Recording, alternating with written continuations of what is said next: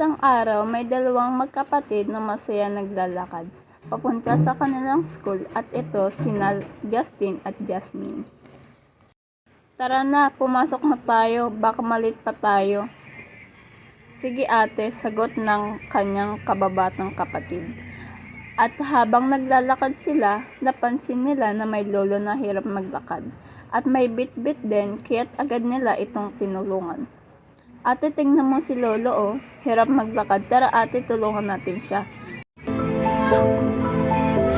Sige, basta bilisan na lang natin para hindi tayo malate sa klase. At agad nila itong tinulungan. Lo, tulungan na po namin kayo dahil napansin po namin na hirap po kayo, sabi ni Jasmine. Salamat mga apo, sabi ng lolo. At habang tinutulungan nila ang lolo, tinanong ito kung saan to pupunta.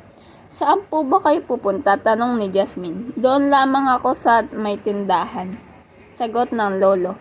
At nakarating na nga sila sa pupuntahan ni lolo. Salamat sa inyo mga apo. Ang anuman po, sabi ng magkapatid. Sige na po, mauna na po kami at baka po kasi malit kami sa klase. At agad naman nila binilisan ang paglakad upang hindi sila malate at agad naman sila nakarating dito. Ay, salamat, nakarating agad tayo dito.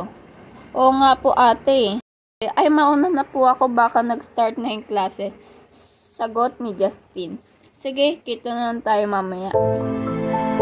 At pagka uwi nila ay agad naman nila kwento sa kanilang mga magulang. At ito naman natuwa dahil sa kanilang kabutihan na ipinakita at ito ay ipinagpatuloy nila ang kabutihan sa kanilang kapwa.